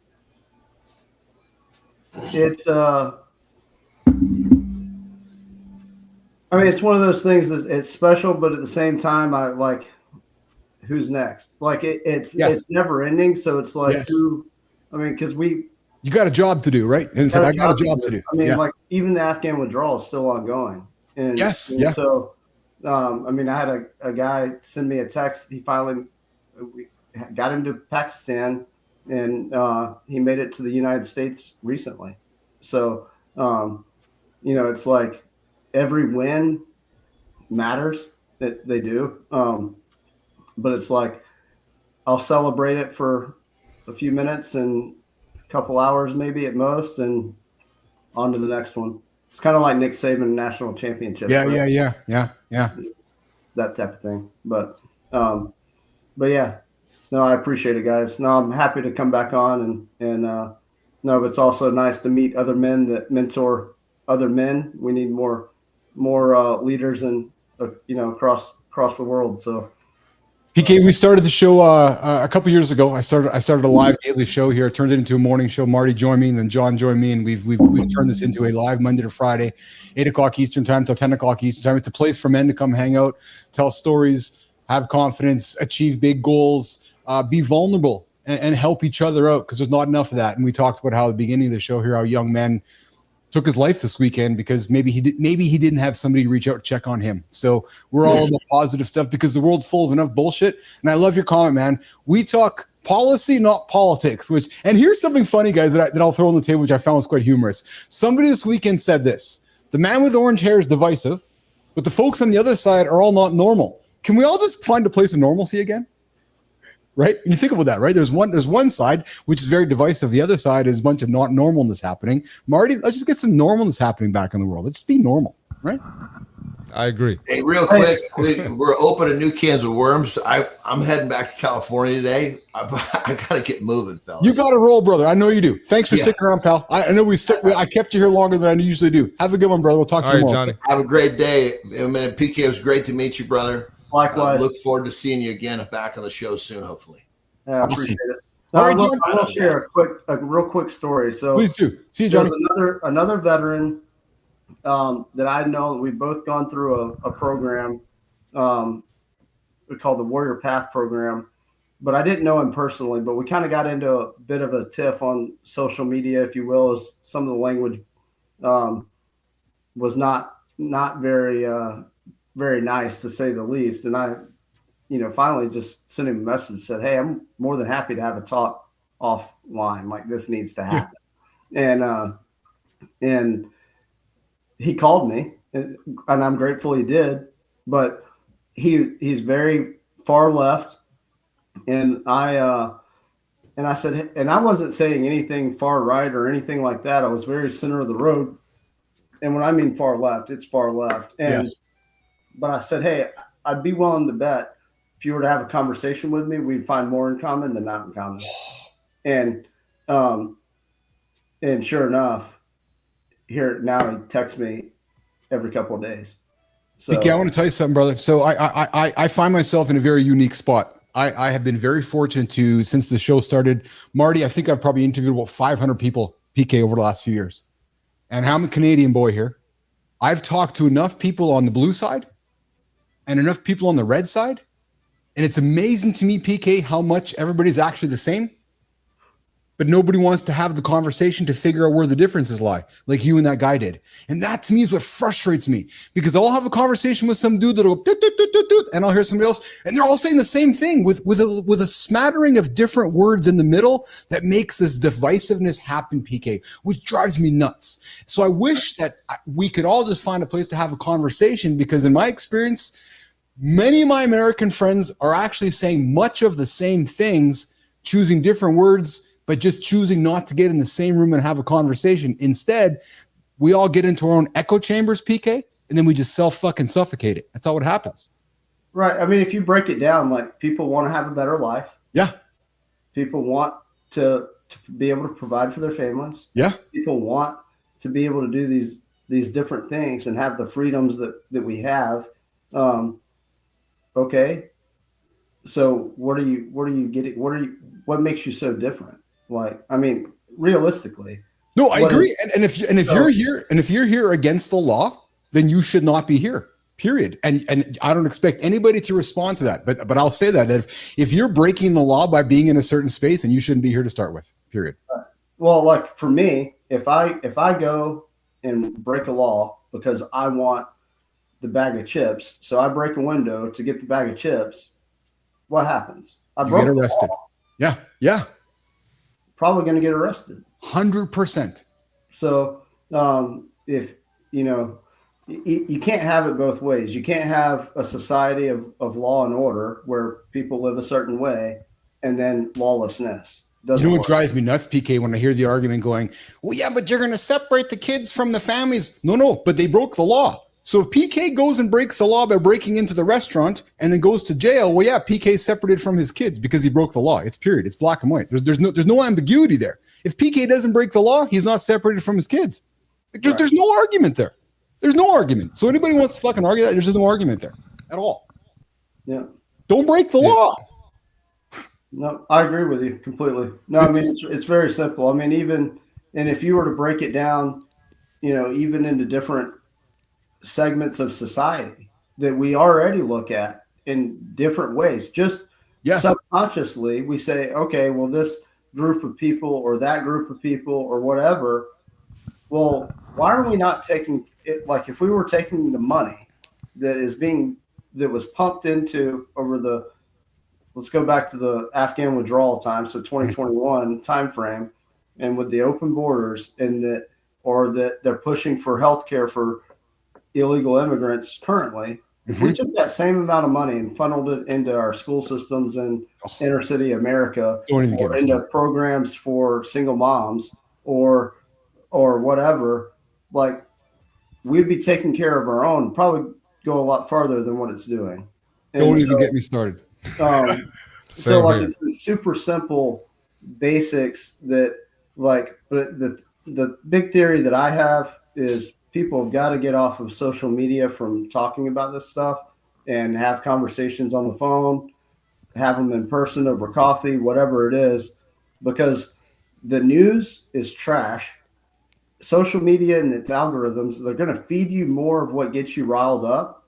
And so like you've got the majority of America. So like, let's just say 70% of America actually falls in the middle. And then you have the far right 15% and you have the far left 15%. That makes up 30. That 30% is what gets the headlines. That 30% is what feeds into this crazy cycle, and versus having this energizing. Unfortunately, the bad part about it, it usually takes some sort of disaster, whether that's a humanitarian disaster or natural disaster of some sort, or a 9/11, to bring people together. Unfortunately, that's human nature, but that's what it is. Like, it's super simple, but people are so divisive because they're hounding and like Pavlov's dog, just going at that 15% over here and that 15% over here, when really they align more together than they do those two 15%. They're 70% apart. So I will say that everything you've just said in the last 2 minutes is really the reason why I'm so passionate about the platform that we are creating and live conversation, because there's nowhere to hide in a live conversation. Right. It's you and me having a conversation. I'm hearing your views. You're hearing Marty's views. Marty's hearing my views, and we're having a dialogue. And it's not about who's right or wrong. It's about having a dialogue. And that has been lost in the world. It's been lost. I had a conversation with a guy on Saturday. We were back and forth, and it was great. He's like, "You got defensive?" I go, "No, we're having a conversation."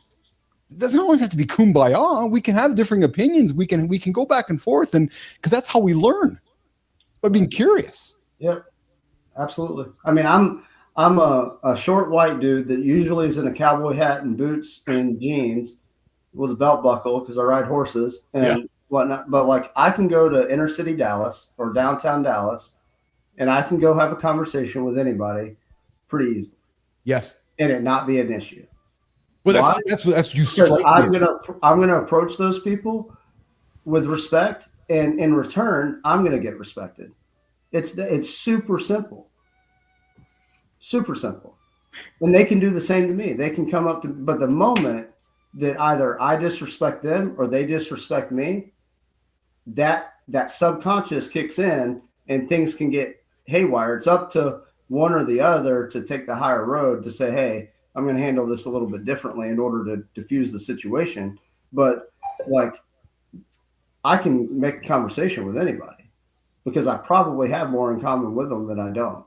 Yeah. Dude. PK Kelly, Marty, let's say goodbye to PK. Any closing words from you, Marty? Man, great conversation. You know, it's a lot that I want to add, but we're not here all day. So PK, I hope you can come back for another conversation. And this was great, man.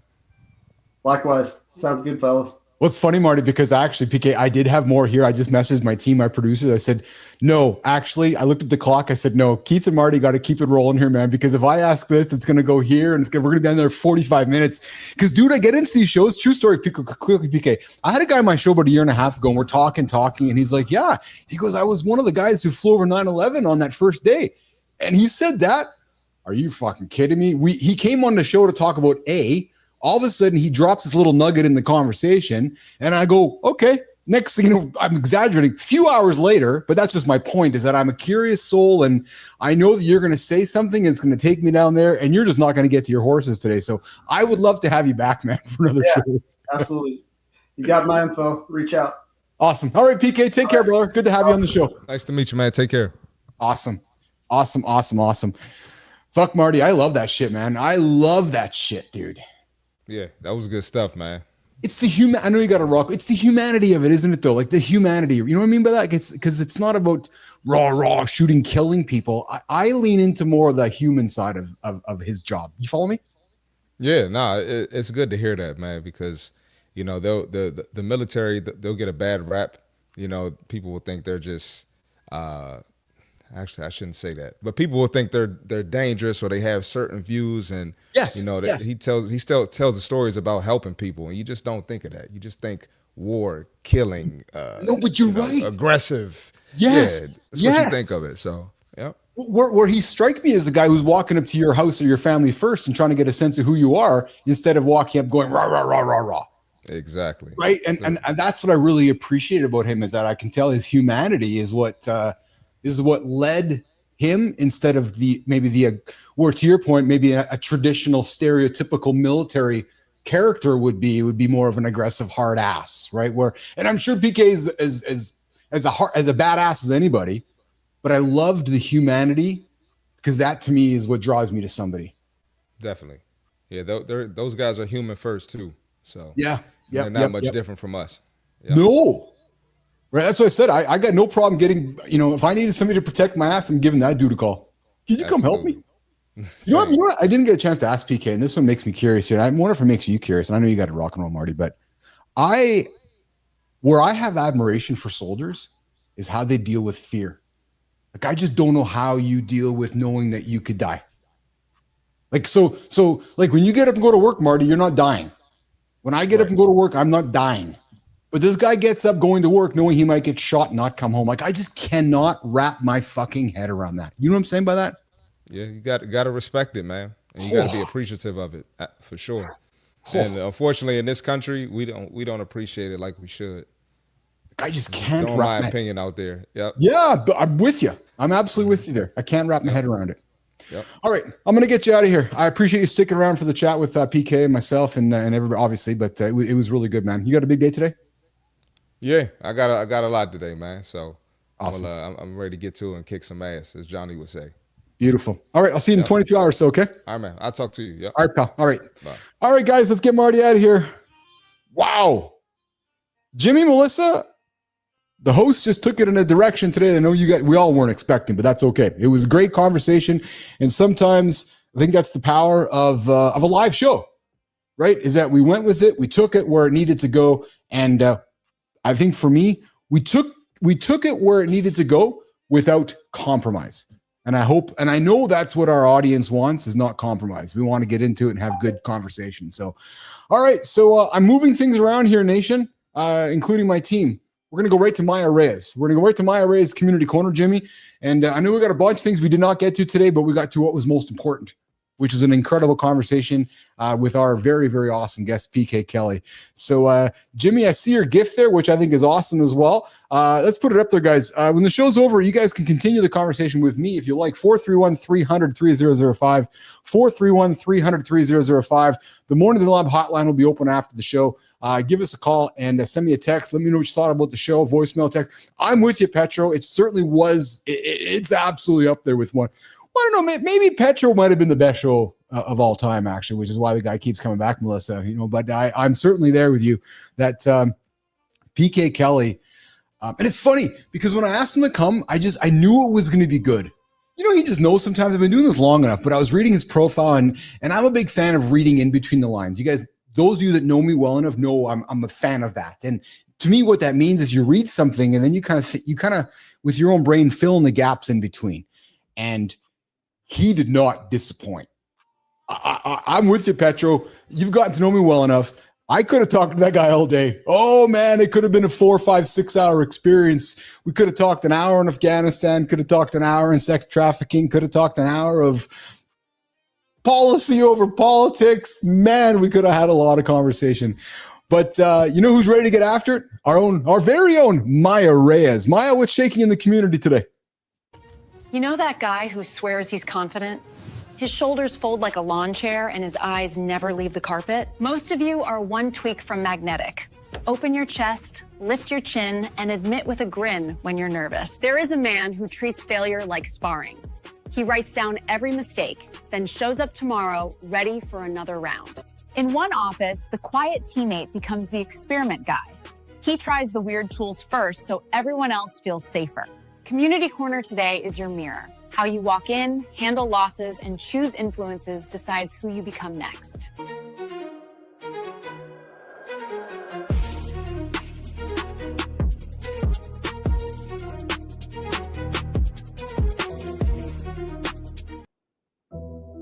All right. We're in the Community Corner.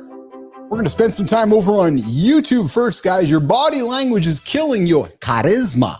It's time to fix it now. Charisma on Command breaks down 4 elements that set you apart as confident and engaging. First one, guys, reveal your vitals. Uncross your arms. If you're uncrossing your arms, you're closing yourself off. Open that chest, lift that chin, show your palms. Those defensive postures kill the confidence. Opening up, it conveys strength. Second, guys, verbally own your experience. If you're nervous, you're sweating, acknowledge it. Dude, Nation, I can't tell you this enough here. I got to take a little bit of a rant for a second on this one. Y'all just take yourself too fucking seriously. True story. You get on stage, you get on, oh, I'm sweating. I can't tell nobody. No, I'm fucking sweating. I'm nervous. Nation, you get on stage, you get behind the microphone, you tell everybody that they're listening to you're fucking nervous or you're sweating. You know what's going to happen? They're going to lean into you. You're going, what? But I'm the pro, Keith. No, actually, you're a human. And in my experience, we're all the same. We get scared, we sweat, we fucking, if you're a man, sometimes you dribble and it shows through your pants. My point is we're the same. So if you want to reduce the tension in a live experience, just be honest. It's the quickest, most fucking simplest way to connect with your audience. Whether it's live on stage, whether it's live behind a microphone, whether it's in a meeting, admit your humanity. Yeah, I farted and it smells. You're going to break the room up. So, man, not that difficult. We all take ourselves too seriously. True motherfucking story. So my invitation, guys, as you walk into the room, develop that strong eye contact while speaking, not just listening. Hold the attention by being yourself. People, how do I be authentic? Go on stage and say, look, my fucking pits are sweating. I need a second to settle down. The audience is going to go, oh, he's like me. And when people are like you, they relate. True story. So guys, 4th on this little list of things to do, make that body language change feel good. Don't treat it like a chore. Prioritize what feels good. Stretch that comfort zone in front of your audience. The charisma, it means owning your unique quirks. I think that could be the best trick ever for authenticity. Neiman, I love these words because it's about owning your quirks. One of the things I love most about Lauren is her quirks. She thinks they drive me nuts. Sure they do, but it's because that's what makes me love her. If she was just boring and fucking walked around like just some steadfast, stoic individual all the time, no emotion. No, I want the quirks. I want the guy on the mic or on the stage saying, fuck, man, I shit myself today because I was nervous. Great, so did I. Human, be human. That's how you be authentic, not rigid. Yeah. True story on that one. I'm telling you. All right. Yeah, be John Andersen. Thank you for that one, Jimmy. Do you think John cares that he burps? No, he fucking burps. That's what he does. So if all of a sudden John stopped burping, you guys are like, hey, what's with John? Why isn't he burping? It's part of John's quirks. It's why I love him. He says what he wants to say. It's why I love him. It's why you love him. And perhaps I go on the record and say, wait, it's why maybe you love what I do. It's because I just say what we got to say because I'm saying shit you're all thinking. All right, Substack. Let's get over to Substack, guys. Obsession plus humility. Wow. That equals resilience. Chris Wojcik attributes his achievements to 2 forces. Oh, I love the first one. Obsession. I love obsessing over something. And the realization of his own ignorance. You see, obsessive dedication to jiu-jitsu, writing and relationships produce lasting results, years of consistent immersive effort, but equally important, his willingness to confront limits and failures. The setbacks in training, writing, and relationship force him to adapt, to learn, to become more resilient. His formula, obsession plus humility equals resilience. Man, when you obsess over something, you master, you generate success. But it must be paired with constant self-awareness and openness to feedback. Because guys, I'm going to guarantee you this. Failures, failures, there aren't just inevitable. They're probably more than likely essential opportunities for learning. As a matter of fact, I want you to fail because that's how you're going to learn. Could you imagine going through a life, Petro, without ever failing? How not enlightening would that be to life? Nope, didn't fail, didn't learn anything. Just went through my 60, 70, 80 years of life, and I didn't fail once. So what'd you learn? Fuck, I don't know. I didn't learn anything, I didn't fail. So hey, listen, enduring success is built on balancing relentless effort with honest self-assessment. So here's the question for you guys. Here's the question. Are you obsessed enough to win, but humble enough to learn? Think about that. Let me ask you again. Are you obsessed enough to get up today and win what you're trying to win? Because I believe if you really want to win, you got to be absolutely fucking obsessed. But are you humble enough to learn along the way, to fail, to get up when it gets tough? That is the difference. Let's keep it moving, guys. Go over to LinkedIn. Peer pressure works even for adoption at work. Andrew Barker explores a trend. Companies are leveraging internal influencers to drive AI adoption. Instead of mandating from the top, organizations empower trusted peers to coach and share experiences. And here's why it works. Because peer influence beats top-down mandates. Companies recruit AI champions, even skeptics, to build trust and collect feedback. Guys, office influencers, they offer support. They share access to premium tools and make tech feel approachable. So, as you're going through your organization today, going through work, maybe using some influencers in the office might be the way to ensure quick adoption. Here's the question. Who is the person at your work you'd actually listen to about trying something new? Maybe it's you. Yes. And John Petruccelli's right. No one likes a know-it-all who's never failed anyway. Haha.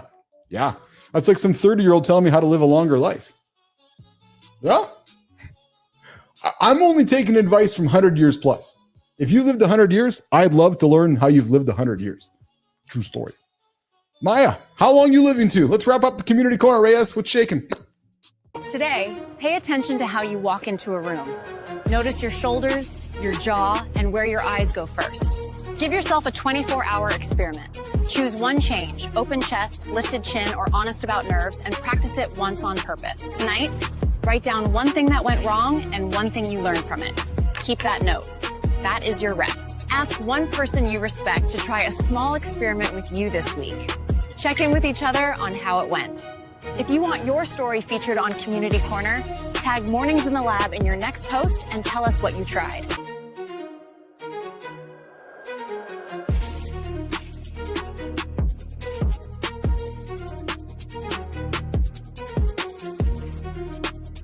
All right, guys. Wow. Woo, bringing it home 2 minutes after the top of the hour. It's a wrap on today's live show, live experience. This morning we went. I'm actually going to ignore the outro. Sorry, Neiman. I'm just going to get to tomorrow because today's show did not go how today's show was planned. But that is the power of a live experience. That's what I love about doing live shows, is that you get to something, you expect X, but you're really dealing with Y. It's pivoting. Isn't that what leadership is, Petro? Isn't that what leadership is? Is taking a situation and adapting. That's why we created the live framework, you guys. So the live framework is showing up at the mic as a leader when you're not even ready, right? And we put the live framework right into place today, as the show was pivoting along. First 4 or 5 minutes, the show was not working. There was no audio; it was all busted up. But you know what I didn't do? I didn't crumble. I'm like, okay, I got to get there, got to lead, and then once we got there, started talking. Invited our guests on the show, created that influence by being here, by showing that leadership. And then I revealed some stuff along the way that we had some troubles, which I think made me immediately identifiable and vulnerable because, hey, if the guy's having troubles, I'm having troubles this morning too. As a matter of fact, one of our go-tos here in the community, Sullivan's like, yeah, it's like a Monday kind of thing. It's like, yeah, me too. And then we brought the energy. That is the live framework, you guys. LIVE, bringing it with leadership, showing some influence, being vulnerable, and bringing the energy is what brings it all together. True story. And Nation, I know I did not get to many of the comments here today. It's funny, I had a wonderful meeting this weekend with the doc himself, Dr. John Petricelli, and he's like, Billis, I'm looking forward to the day where the comments get so busy we never get to them. Well, today I didn't get to many of Petro's. It's not because it wasn't that busy. It's just because the conversation was so exceptional with our guest today, PK Kelly. If you're joining the show now, I invite you to go back in. Hour one, around the 40-minute mark, PK joins. And typically we have guests for 20, maybe 30 minutes. Well, he's stuck today till actually for almost a full show, almost a full hour. So we had a great full conversation with PK Kelly. I cannot encourage you to go back and listen to that. Awesome, awesome experience. Okay, coming up tomorrow on the show, I know we have a guest again. We got guests all week here, up here on the big show. I am just looking here at my notes here quickly. Tomorrow we have... Yes, we got Nino Fincher tomorrow on the show. Yes. So Nino Fincher was on the show with me a few weeks back on the Community Corner, and I invited her back when she had some time to come spend with us again. She's going to come back and talk about why purpose might be the missing link in your performance stack. So if you've dialed in the workouts, the macros, the tech, and still feel like something's off, maybe tomorrow's conversation with Nino around purpose, identity, and direction is going to hit home. But hey, on behalf of producer Neiman, on behalf of Melissa, Jimmy, Rahima, the gang here in the Mornings in the Lab, on behalf of Petro, Sully, everybody out there in the comments, I appreciate you guys. I know Good Times out there as well. Who else we got there as well? We got Steady Strength. We had Lauren out there. We got Hersey out there. We had a whole gang out there this morning in the comments. We're back here tomorrow, guys. Less than 22 hours. Mornings in the Lab with Keith, John, and friends. Live, 8 o'clock Eastern Time. YouTube, LinkedIn, X. We'll see you guys tomorrow.